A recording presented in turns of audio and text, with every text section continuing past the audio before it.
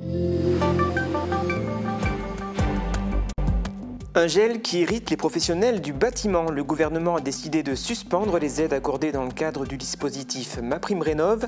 Il a pris cette décision car il y aurait de nombreuses fraudes. Cette décision n'est pas du goût des artisans dont l'activité est dynamisée par l'attribution de cette aide.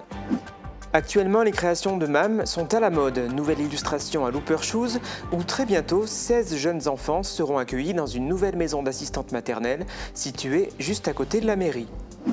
La patience est récompensée. Après un an d'existence, l'association Les Enfants d'Austin et 10 sur 10, qui regroupe des parents d'enfants ayant des troubles du neurodéveloppement, dispose enfin, serait-on tenté de dire, de locaux pour s'installer. Ils sont situés à Arun, dans un local appartenant à la commune.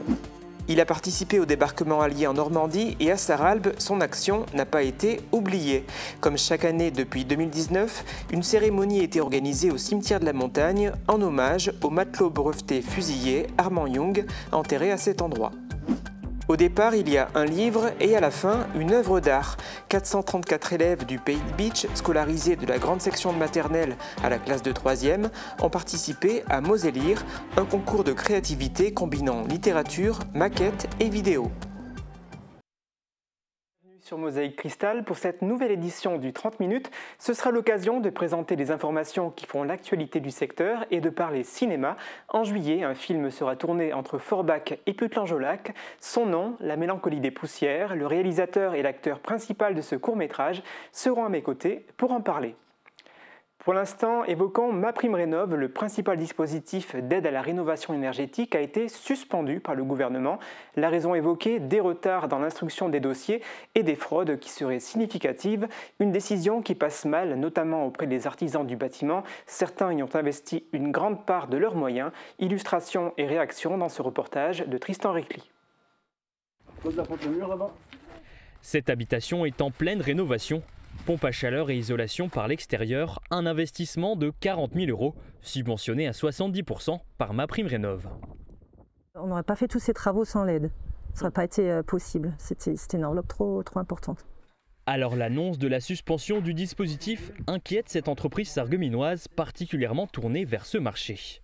MaPrimeRénov', ça représente 40% de nos chantiers en tout ce qui est pompe à chaleur.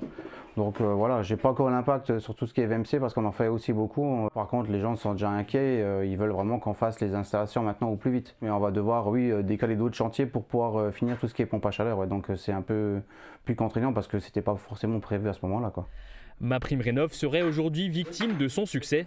À en croire le ministère de l'économie, depuis le début de l'année, les demandes d'aide auraient explosé et les fraudes se seraient multipliées. Avec cette suspension, le gouvernement veut donc se donner du temps pour contrôler les dossiers jugés suspicieux. Au total, 3 600 000 € sont inscrits au budget 2025 pour la rénovation thermique des logements. Une enveloppe colossale sur laquelle se reposent de nombreux professionnels du bâtiment.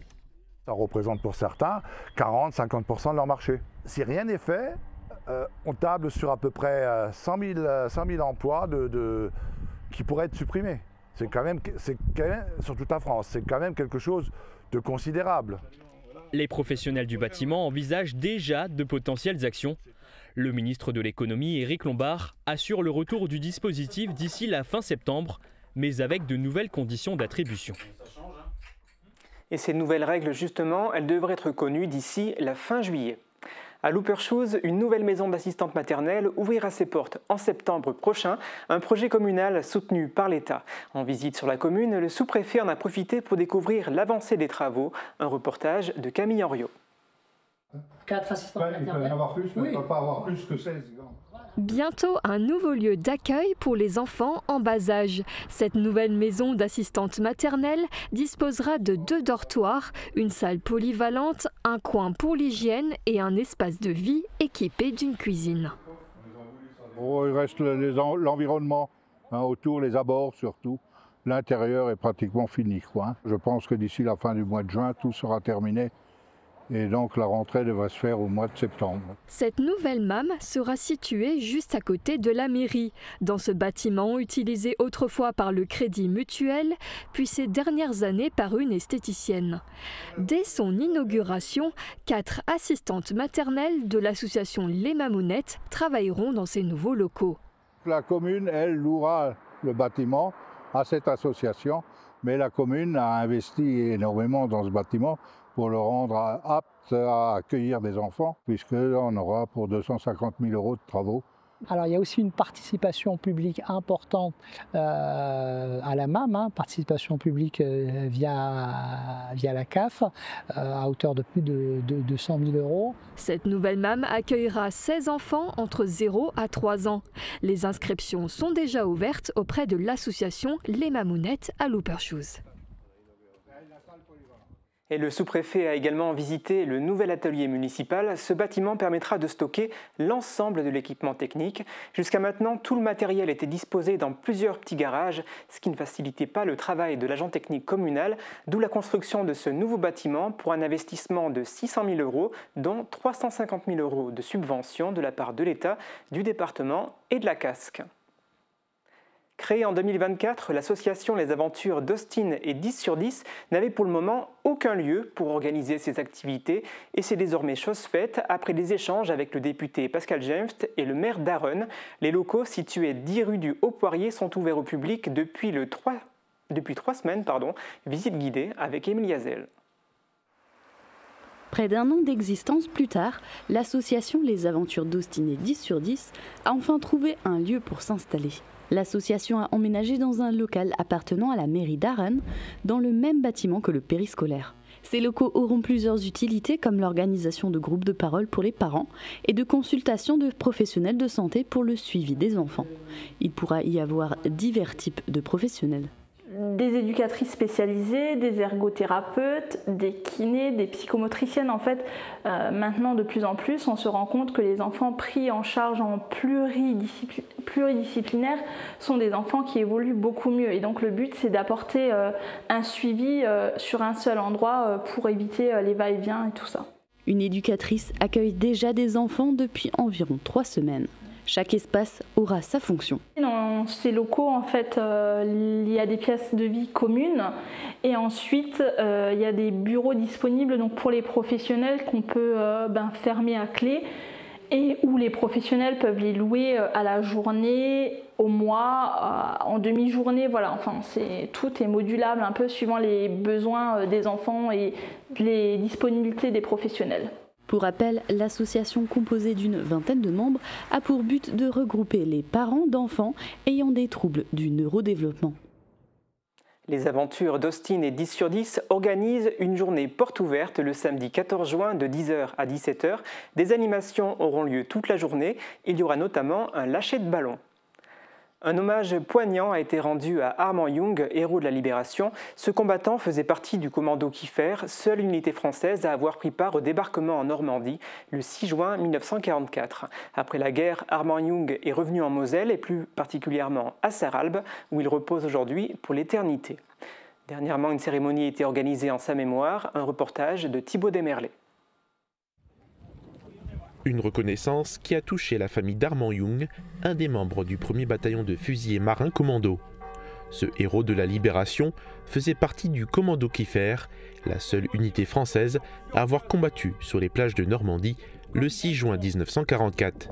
Armand Young est ensuite retourné en Moselle après la guerre. Il est décédé en 1984 à Sarralbe. Une cérémonie a eu lieu autour de sa tombe au cimetière de la Montagne pour lui rendre hommage. Plusieurs membres de sa famille étaient présents sur les lieux.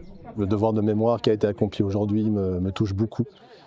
Et pour moi, c'est quelque chose de très important d'honorer nos anciens combattants et j'éprouve beaucoup de reconnaissance envers les personnes responsables. C'est quelqu'un que j'admire depuis toujours. J'ai grandi en entendant ces histoires racontées par mon grand-père et voir aujourd'hui une consécration de tout ça, une reconnaissance, c'est important. Ça compte beaucoup pour nous. L'association des marins d'Albe, Sarreguemines-Villerwald et environ, avec l'Union nationale des combattants du Pays d'Albe et environ, ont travaillé ensemble pour cette cérémonie avec la participation des Amis du Pays d'Albe et de la ligne Maginot Aquatique. Une plaque a été déposée sur la tombe d'Armand Young. C'est un devoir de mémoire, c'est un devoir patriotique que de se souvenir, et, comme je dis souvent aussi, se souvenir pour ne pas reproduire. Donc il faut honorer ceux qui ont libéré, se souvenir de ce qu'ils ont traversé pour éviter de reproduire les mêmes erreurs. Ce rassemblement au cimetière faisait partie d'un large programme consacré à Armand Young pendant une après-midi. Il y avait notamment une conférence et plusieurs allocutions. La dernière édition avant 2027, le concours Moselle Lire autour de la lecture est lancé par le département, va faire une pause pour faire évoluer le concept, mais cette année, ce concours a réuni en Moselle 3511 participants, dont 434 habitants issus de l'arrondissement. Émilie Hazel a assisté à la remise des prix qui se déroulait dernièrement à l'espace Cassin. Un concours de créativité autour des livres qui fête ses 18 ans cette année, c'est le Moselle Lire. Le principe du concours, c'est qu'à partir d'un des livres proposés, les jeunes doivent réaliser soit une vidéo, soit une maquette mettant en valeur l'univers du livre choisi, ou écrire une aventure. La remise du prix du territoire de Sarreguemines Beach avait lieu jeudi dernier à l'espace Cassin.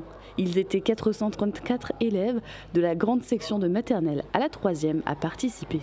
Certaines écoles de Beach, Montbronn, Rohrbach, Bérenthal ou encore Val-d'Ouz ont obtenu des prix dans plusieurs catégories. Une information concernant à présent les plus grands. Si vous êtes étudiant ou futur étudiant à Sarreguemines et que vous êtes à la recherche d'un logement et d'un job, cette information pourrait vous intéresser. La résidence senior Domitis va mettre à disposition un logement meublé à un étudiant. En contrepartie, il s'engagera à accompagner 15 heures par semaine des résidents en occupant le poste d'assistant animation. Les inscriptions pour l'année universitaire 2025-2026 sont ouvertes depuis le site internet de Domitis. Au total, 35 résidences participent à ce dispositif en France. Une parenthèse sportive à présent, le basket club d'Ambar mise sur ses jeunes recrues et cela fonctionne. Illustration avec l'équipe U11 féminine qui a atteint cette saison les demi-finales du championnat du Bas-Rhin. Le BCH accueille les enfants dès l'âge de 5 ans et il a un projet pour la prochaine saison, à savoir l'obtention du label départemental pour son école de basket. Le président du club nous en dit plus. Au Basket Club Ambar, on est vraiment un club axé sur la jeunesse. 75% de nos licenciés ont moins de 18 ans. On a actuellement, sur la saison qui s'achève, une cinquantaine d'enfants de 5 à 10 ans, 5 à 11 ans. Et c'est vraiment notre marque de fabrique d'être un club formateur. Donc on a déjà pas mal avancé depuis quelques années sur notre accueil, notre encadrement pour ces enfants. Et on veut aller plus loin en obtenant le label départemental de école de mini-basket pour justement valoriser notre travail et puis en répondant aux critères qui sont demandés. Alors certains ont satisfait déjà, donc c'est déjà une bonne chose, mais ça nous permettra justement d'aller plus loin, de nous améliorer encore dans l'accueil et je veux dire dans l'expérience qu'on propose à ces enfants et à leurs parents. On a vraiment envie de leur faire partager des choses fortes autour du basket. Alors, un des avantages du basket, c'est que ce sport peut être pratiqué par tous les temps et ce n'est pas le cas de toutes les activités. C'est pourquoi il est intéressant de s'intéresser à la météo. Qu'il vente, pleuve, fasse froid ou chaud, une maison isolée par Moder Habitat reste agréable et saine au fil des saisons. Radio Studio 1, 105.8. Toute l'énergie du 80 pop rock, toute l'info locale et encore plus. À Beach, à Sarreguemines et partout où vous êtes. Radio Studio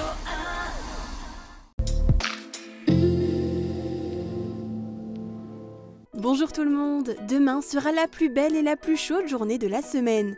Le soleil va briller dans un ciel bien dégagé et les températures vont encore grimper. Elles iront de 17 à 19 degrés et les maximales vont dépasser les 30 degrés. Pensez à vous protéger et à rester au maximum à l'ombre. Demain, nous fêtons les Antoine et il fera jour de 5h26 à 21h37. Passez une agréable journée sur Mosaïque Cristal.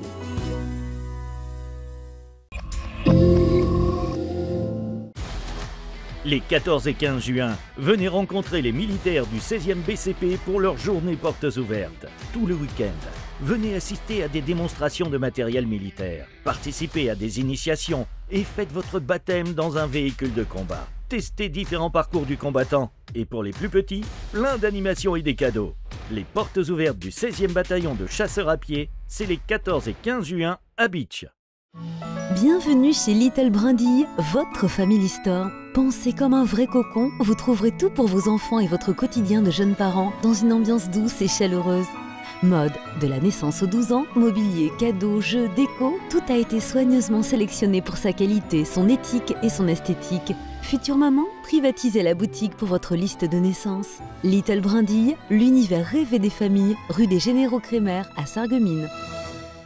Venez vivre 3 jours de fête, de musique et de spectacle à l'occasion de la 32e édition du Festival de la Saint-Paul à Sarreguemines. Du 27 au 29 juin, plus d'une vingtaine de compagnies et plus de 100 artistes pour des festivités magiques. Vendredi 27 juin dès 17h45, inauguration en fanfare avec les Rockmagnons dans les rues du centre-ville jusqu'en place du marché.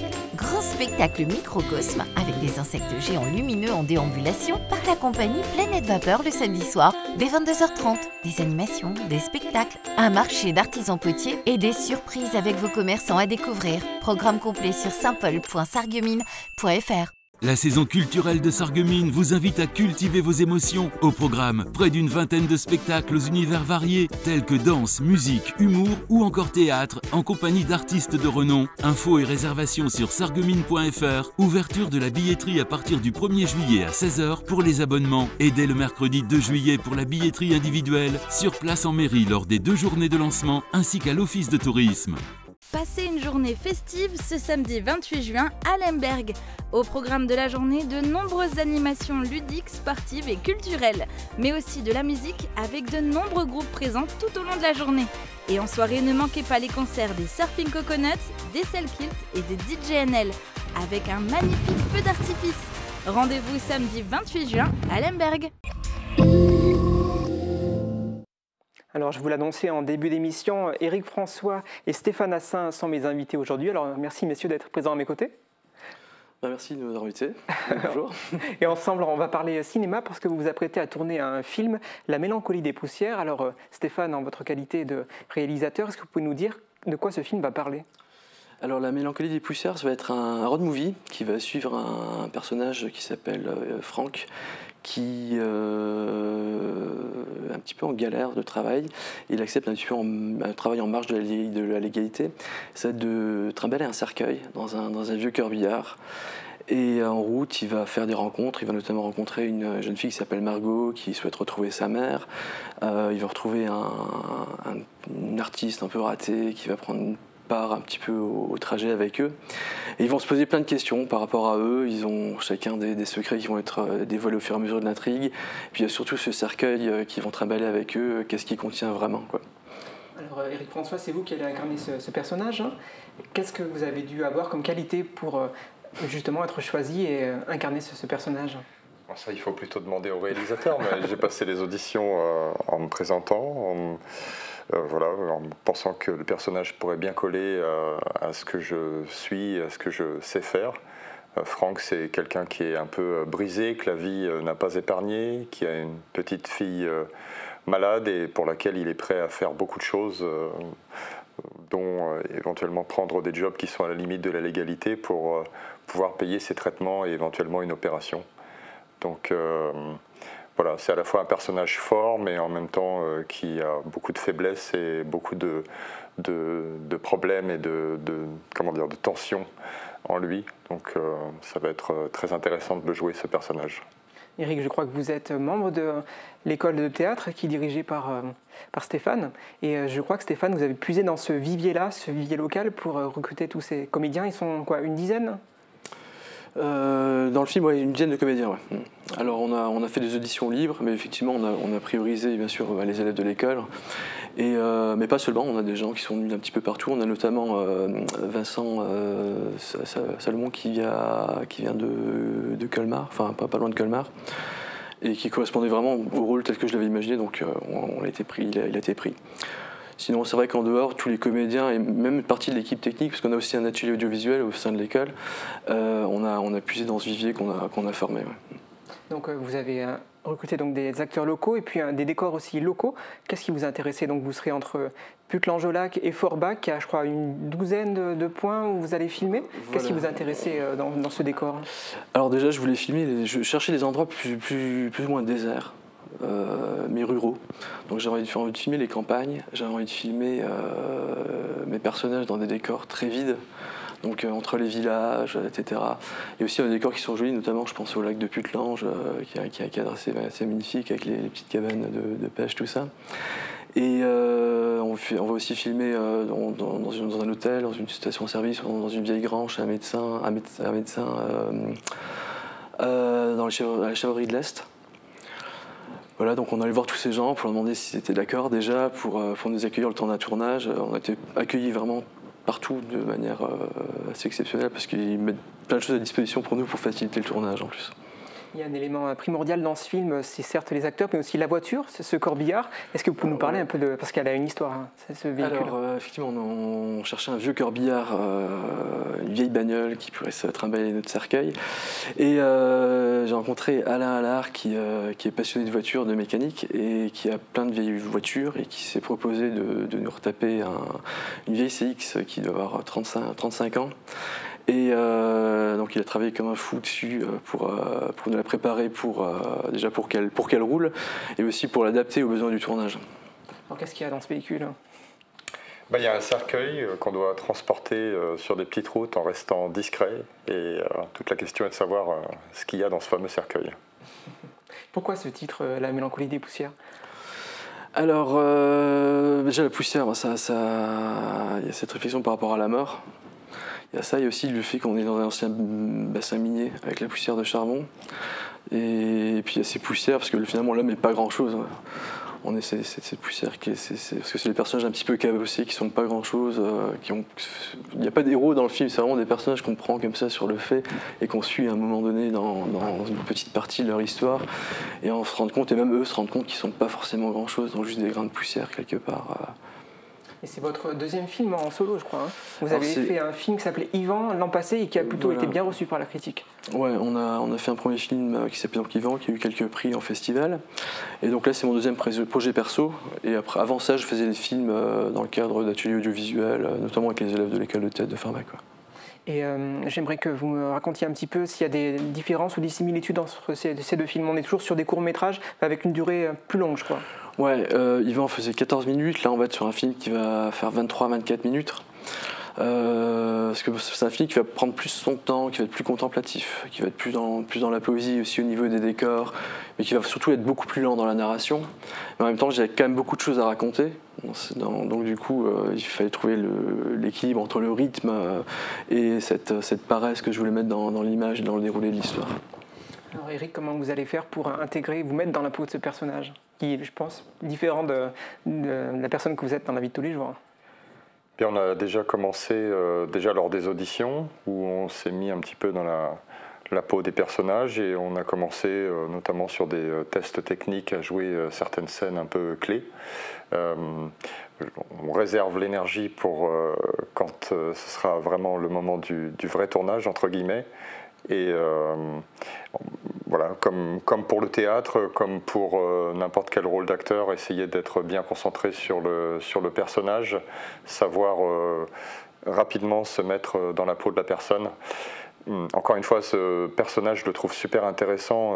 Comme disait Stéphane, ils sont tous un petit peu cabossés, les personnages de ce court-métrage. Et donc il y a beaucoup de choses, il y a beaucoup de profondeur en fait dans la personne qu'on va essayer de faire remonter à la surface par le jeu. Donc ce film il sera tourné du 4 au 17 juillet. Je crois que vous avez mis en place une cagnotte Litchi pour vous aider justement à réaliser ce film. Ouais, voilà, on a encore besoin d'un peu de fonds pour plein de choses en fait. Parce que là pour l'instant le film est autoproduit, on a essayé de trouver un peu de matériel, plein de choses en empruntant à droite à gauche. On a de la chance de travailler qu'avec des bénévoles qui sont à fond et qui vraiment nous aident. Tous les points de vue. On a trouvé des entreprises qui nous soutiennent aussi, notamment pour le cercueil. On n'a pas trouvé de cercueil d'occasion, donc on nous prête un cercueil qui est pour le temps naturel, on ne sait pas. Et voilà, donc ouais, effectivement, on a mis une cagnotte Litchi qu'on peut retrouver sur Litchi, sur la mélancolie des poussières. On tape ça et puis on tombe dessus. Donc, et ce film, où est-ce qu'on pourra le retrouver, où est-ce qu'on pourra le voir? Alors, quand il sera tourné, donc je pense qu'avant fin août, avec la post-prod, il ne sera pas bouclé. Et à partir du mois de septembre, on va l'inscrire dans un maximum de festivals. Et on espère le faire tourner en festival pendant 1 ou 2 ans. Et ensuite, on le mettra à dispo, je pense, sur les réseaux. Bon, ça sera dans longtemps. Mais avant ça, on essaie d'organiser surtout une avant-première dans la région. Ok, bon merci messieurs d'avoir participé à cette discussion, de nous avoir présenté ce film et puis on a hâte de savoir ce qu'il y a dans ce fameux corbillard et puis hâte également de voir votre travail et de voir les beaux territoires, les beaux paysages de notre région. Merci à vous d'être venus. Merci beaucoup.